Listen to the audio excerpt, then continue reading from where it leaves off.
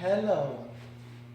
Well, we are continuing our discussion in regards to general music notation.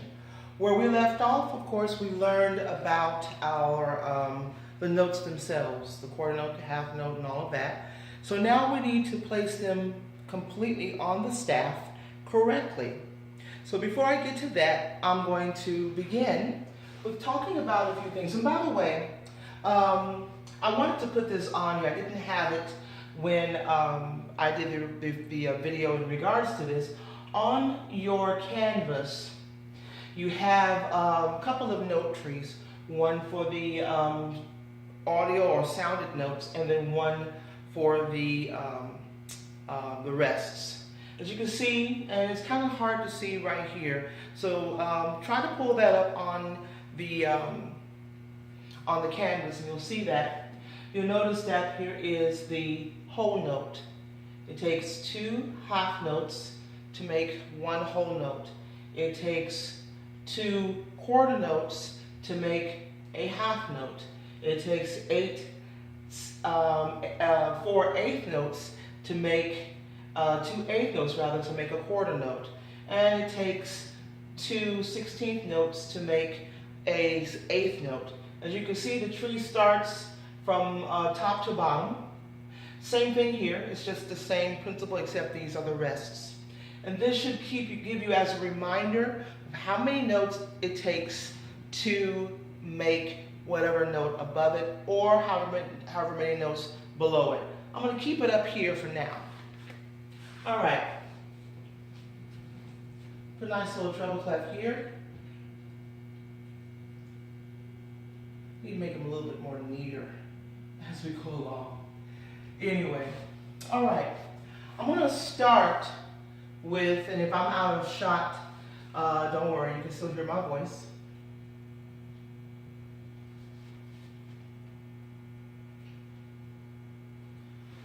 We'll move these a little over so I can have some space.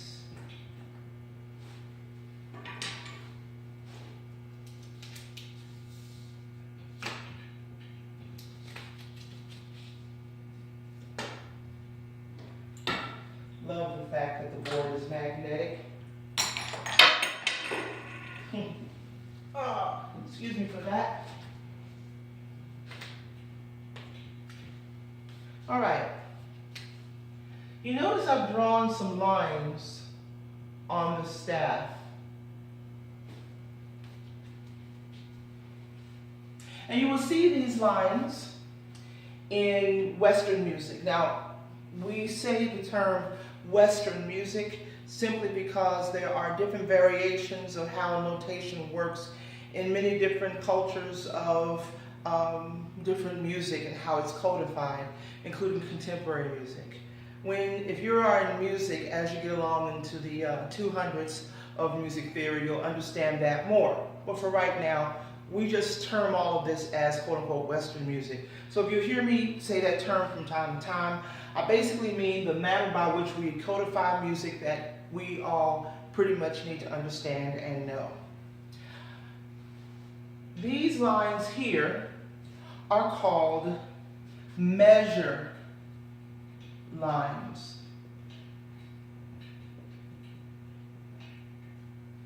And what a measure line does is simply separates the music so that we know exactly how to count out our beats. All right? So, as this helps out with dividing the music, we have to give a means by which we are to divide. In other words, we need to put some time on music. Music is a culmination of time and sound as well. So we've been talking about basically time and duration, but now we need to give finite time. And the way we do that is simply by this.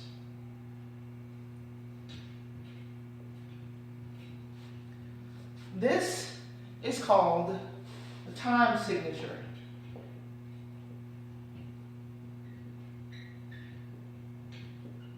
All right.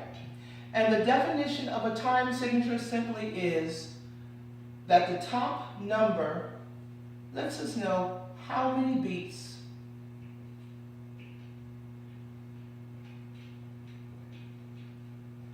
are in a measure. So now that I've given you that definition, you simply need to know that the distance between two measure lines is called a measure.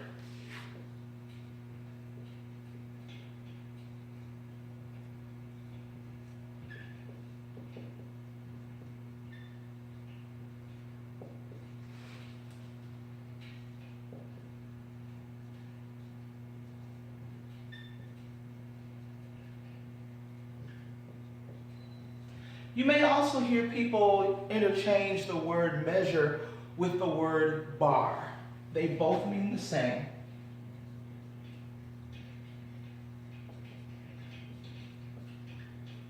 So therefore, if measure is equal to bar, we also can call this a bar line. So these are either bar lines or measure lines. So therefore, we call it a measure or a bar. So the distance between two measure lines, or two bar lines, whichever one you prefer, is called a measure or a bar. How do we know that this is a measure? Well, a measure has to equal this number here.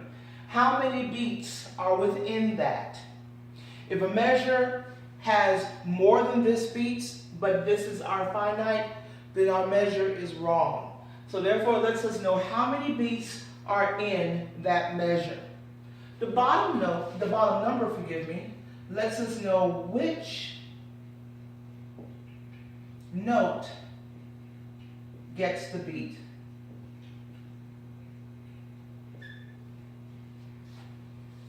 So the top number lets us know how many beats are in a measure. And the bottom number lets us know what note gets the beat. So for example, you see the number 4 here. That tells me that the quarter note will get the 1 beat, will be counted as 1. Okay? So let me give you an example.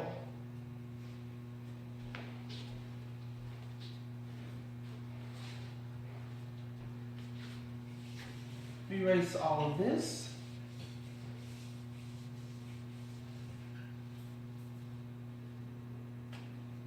Put a measure line back here. And I'm going to put 4 quarter notes in this measure. The quarter note is my beat.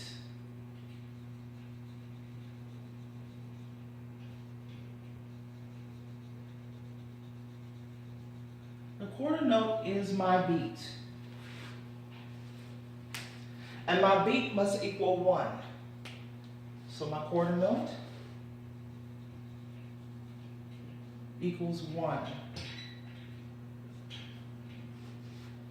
All right? So, I'm going to clap this out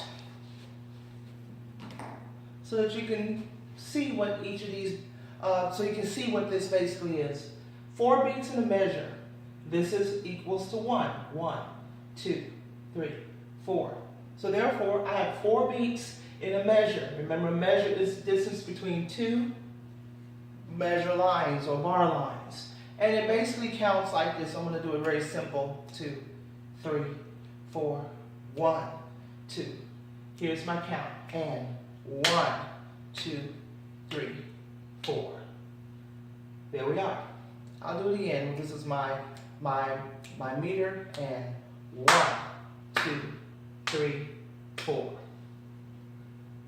So every measure in this time signature must have 4 beats, no matter how I subdivide. Now remember this note tree? I said it's an absolute, and it is. So if 1 quarter note is my 1 beat, then a half note will be 2 beats, because a half note is double my quarter note. If I am to subdivide, in other words, divide in half, or even more, or more subdivisions, usually half or 1/8 or 1/16, 32nd, and so on, as the notes are, so are my subdivisions. So let's say I want to subdivide, or divide in this case in half, I would use eighth notes. And let's say I want to subdivide that quarter note by 4. I'm going to use 16th notes because it takes 4 of them to equal a quarter, as you can see here, by our note tree. So that's why the note tree and of course the rests follow the same rule. That's why that comes in handy. So I have now 4 beats in this measure. In this case, I have 4 quarter notes in this measure. So I'm going to erase all of this. So now you know that the distance between 2 measure lines is a measure. And a measure basically is based on the number of beats given by the time signature. Now while I'm at it, before I keep going with the time signature bit, you notice I put this over here. It's called a double bar line. A double bar line usually tells us the end of music or the end of a section. When it's like this, where it's just 2 straight lines together, it tells us that we have come to the end of a section of music. And then we're going to go on with either another idea, another key, whatever the composer is coming up with. So it tells us that it is the end of a section. Forgive me for licking my lips a lot. It is pretty dry for me. But sometimes you will see, I'm going to draw this as, well, not going to be totally neat. Sometimes you see this, well, all the time actually you'll see this. A simple bar line and then a thickened bar line. That tells us, it's also called a double bar line, and it tells us that we're at the end of music. So this one tells us we're at the end of a section of music.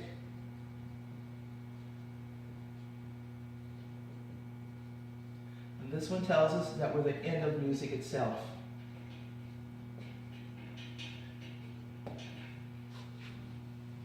You'll see them both together, like you see both of these together.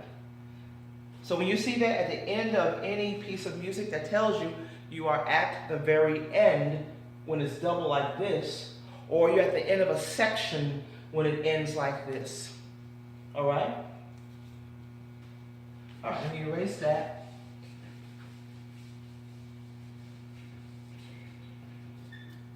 Keeping the note trees up, I'm going to now put an end of music double bar line.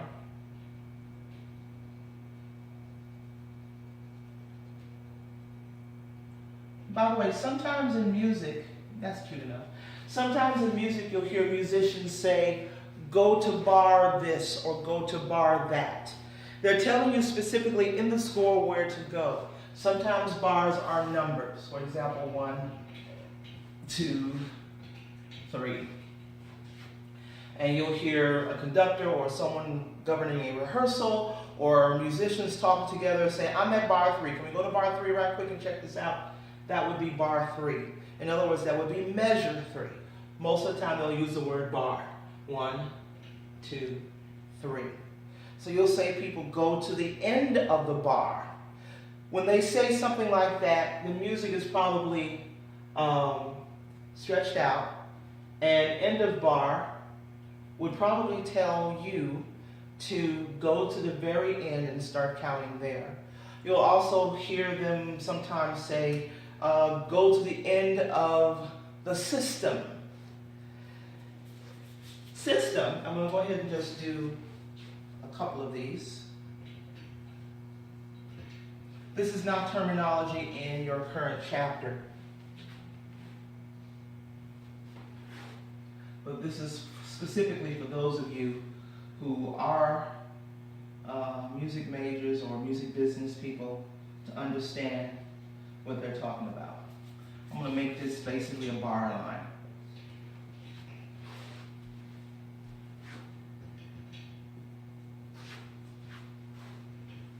You'll hear them say something like, go to the first system. So therefore the top line is my first system. Or go to the second system. My bottom line is my second system. And so forth and so on. So if I had drawn something down here, this would be my third system and my fourth system. You'll hear them sometimes say, go to the end of the first system. So here's my first system, and this is the end. Start at the last measure of the first system. This is the last measure, measure number 3, of the first system, which is my top system. You'll sometimes hear them say, start at the first system, start at the second measure, second system. This next line is my second system, and this, therefore, is my second measure. So now you understand when musicians talk about systems, measures, and bars, all right? All right, so we have a 6-measure piece. And I'm going to put this in 4/4 time. First number again. How many beats there are in a measure? And what note is my primary 1 beat? All right? For the sake of time, I'm going to make my quarter notes like this.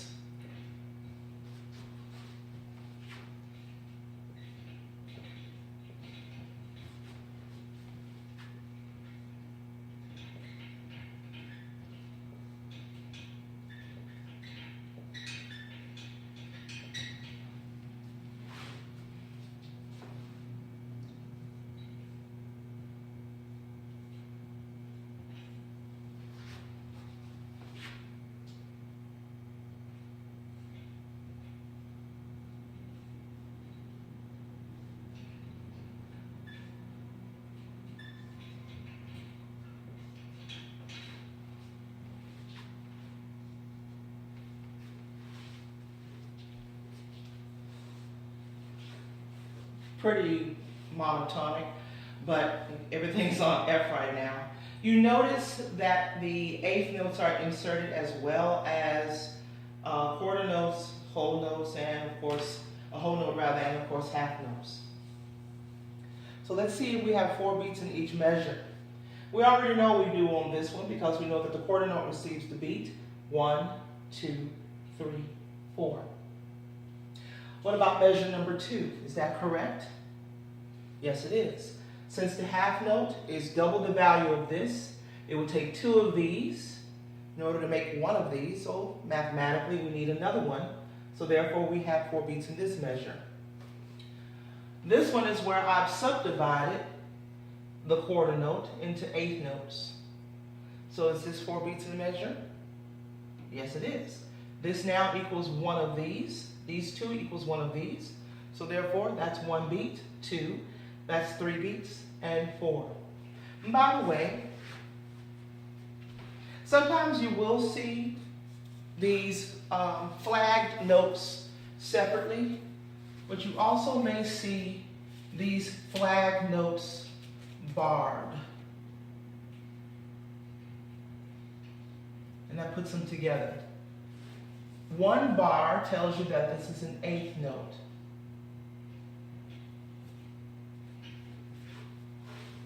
All right? 2 bars tells you that it is a 16th note. 3 bars tells you that it is a 32nd note. Sometimes you'll see something like this. That tells you that the main bar is for the 8th note, but this has a second bar, this note only, and it tells you that it is a 16th note because it has its own independent bar. Usually musicians do that to economize on space, but for now we're going to keep it real basic and simple. Down here, measure 4, second system. Is this correct? 2 beats for the half note, 1 beat for each quarter, so this is correct. The 5th system, 1, 2, 3, yep, that's correct. And the 6th system, or the last system of this piece, since we are now at a double bar line, which is sticking, telling us we're at the end of the piece. That's a whole note, Whole note has 4 beats in the measure, therefore it is correct. So let us go ahead and clap this rhythm out. Clap out with me, and you'll have some examples of rhythm as well. So I may be out of camera shot, but I'm going to start with measure 1 in the first system. Here we go. I'm going to give you a pulse. 1, 2, 3. Ready, and ready, 2, 3, and.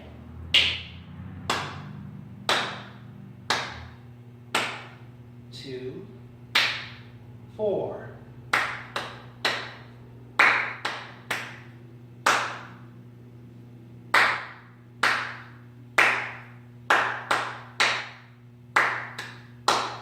2, 3, 4. So when we count out rhythms, we hold our hands on any elongated rhythm. So this will be our quarter. This will be our eighth, 16th, and so forth and so on. When we have elongated notes like our whole note and our half note, instead we hold our hands to denote that the note itself is still beat, but it is longer in duration. So let me get back to the quarter note. And now a half note. And now the whole note. 2, 3, 4. All right? So that's how we clap out these notes. All right, let's try this one again. I'm going to give you a beat. I'm going to give you a measure for nothing. When you hear musicians say that, they're basically giving you a pulse and give you a measure to get the pulse in you. All right? So I'm going to give you a measure for nothing. 1, 2. Ready, go.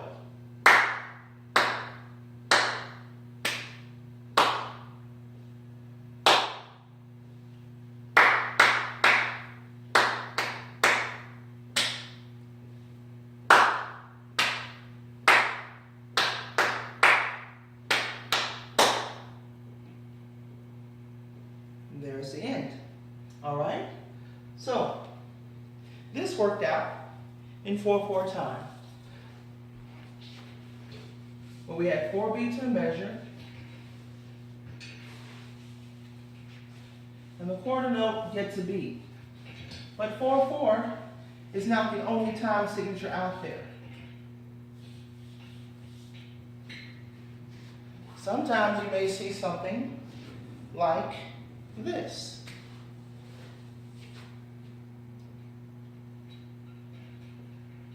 This tells me that there are 3 beats in every measure, and still tells me that the quarter note will get the primary pulse or beat. So I'm now going to do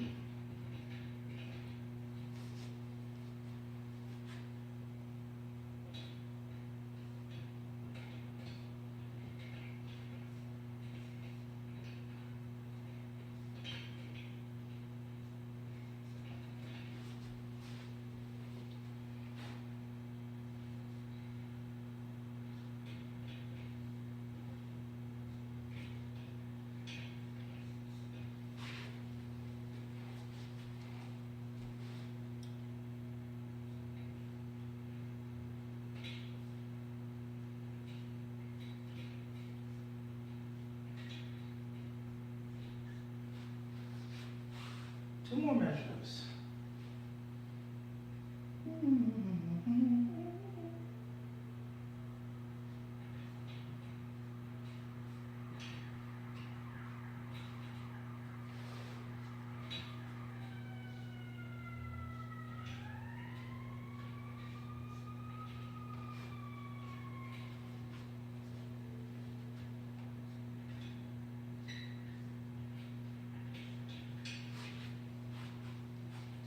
All right, check out the measures and see if we're correct.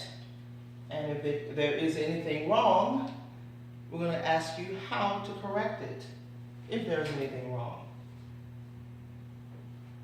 Remember, there's 3 beats a measure, and our quarter note is the pulse beat.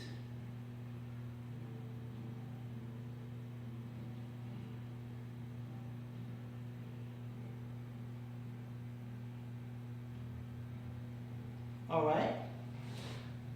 This is the measure you all are probably counting, but believe it or not, it's correct. Remember, it takes 4 16th notes to equal an 8th note. It takes 2 of these to equal an 8th note, or 4 of these to equal a quarter note. So we got 4 of these. We already have 2 quarter notes, so the math is correct on this one. So matter of fact, there is not one wrong measure in this. So now as you can see, how I can begin to subdivide beats, how I can begin to make beats longer or shorter. You notice that I did not put a whole note in any of these measures. Why? Because a whole note always has 4 to its number, and therefore a whole note would give us probably 1 more than we need. Since the quarter note is receiving the pulse, a whole note in the measure would give us 4 beats in this time signature. So therefore a whole note can't work in any of this in this time signature. All right? So this time signature tells us that the maximum number of beats per measure is 3 beats. So anything that has more than 3 beats will not work in this. And that's why the whole note is not used right now in this example. So let's go ahead and clap this out. I'm going to give you a measure for nothing, which is your pulse. 1, 2, 3.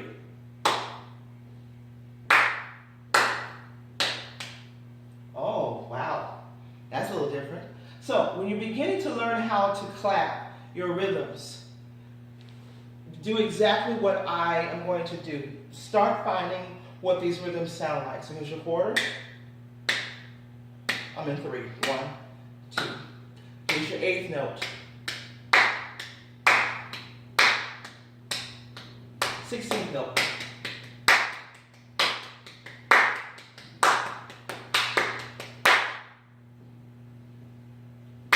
And that's your whole note. That's your half note. So begin to now, before you start clapping, if you've never done this before, simply begin to find that beat based on the note that's receiving the beat. So this is my quarter. I'm in 3/4 time. 2, 3, 1, 2. That's my quarter. So here's my 8th count. The hard clap, of course, is my quarter. You hear? 16,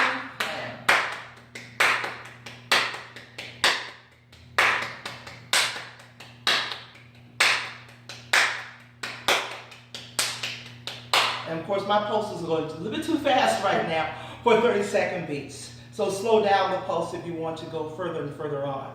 So that should help you. So if this is, so we're going to count 3. 1, 2, 3. 1, 2, 3. 1.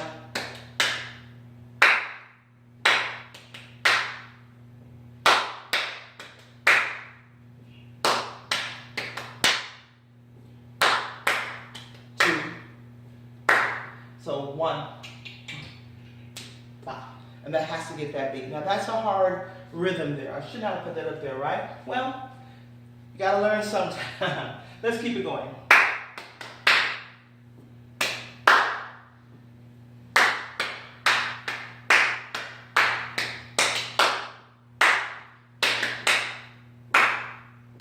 So of course measures 2 and measure 5 had a funky feel to it. We call that funky feel syncopation, all right? But I mainly just put this up here for you to see how I could have organized my notes to fit the formula right here with the time signature. And the clapping, of course, lets you know what the rhythm is, all right? Now, I'm going to start you off with simple things and then progress on in the clapping. Now, this is an online course, so obviously you're not going to come into the building here and do clapping exercises. But those of you who are going into Music 101, those of you who are music majors and music business people, those of you who are going into those classes, you will be learning this and doing a lot of different clapping and stuff like that.